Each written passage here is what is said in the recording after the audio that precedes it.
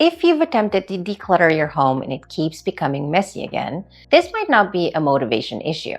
It might not even be a discipline issue. You could actually be using the wrong decluttering method for the kind of disorganization you're facing. Today, I aim to clarify the distinction between chronic disorganization and situational disorganization, because understanding this makes decluttering much easier. Hi, I'm Kat, an ADHD organizing specialist and coach, and I help women create systems that actually work for their brain and their life. And one of the biggest things I see with my clients is this. They've been trying to follow organizing advice that was never designed for them in the first place. So let's break this down. Chronic disorganization is when clutter and disorganization have been happening for a long time. We're talking years. And usually, the person has tried to get organized before, multiple times, and it just doesn't stick.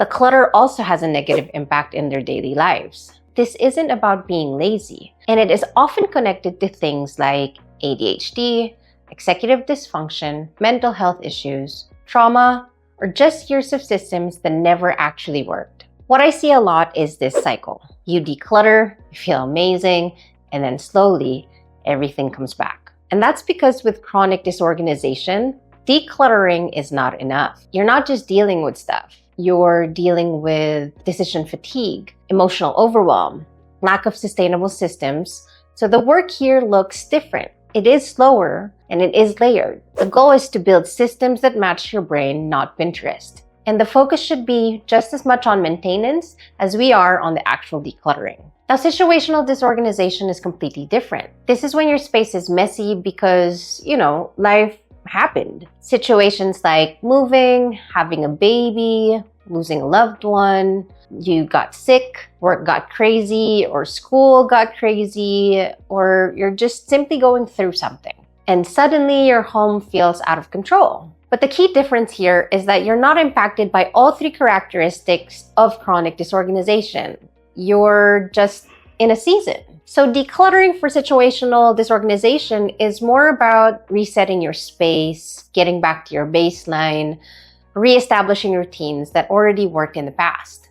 The process is usually faster and more straightforward and can be treated as a project. And then there's less shame and more like you just need to get your life back together real quick. And this is why so many people feel like they're failing at organizing, because they've been given the same advice for two completely different situations. If you resonate with chronic disorganization and you try to do a quick weekend reset, it's not going to stick. And if you're in a situational mess, but you think something is wrong with you, you're going to carry shame you don't need to carry. So if you're looking at your space right now, I want you to ask yourself, is this a pattern or is this a season? That one question can completely change how you approach your home. And if you need support figuring out what systems actually work for you, especially if you're dealing with ADHD or chronic disorganization, that's literally what I do. You can check out my coaching and virtual organizing in the description. And if this helped you, send this to someone who's been feeling stuck in their space. And just a gentle reminder, you are not broken.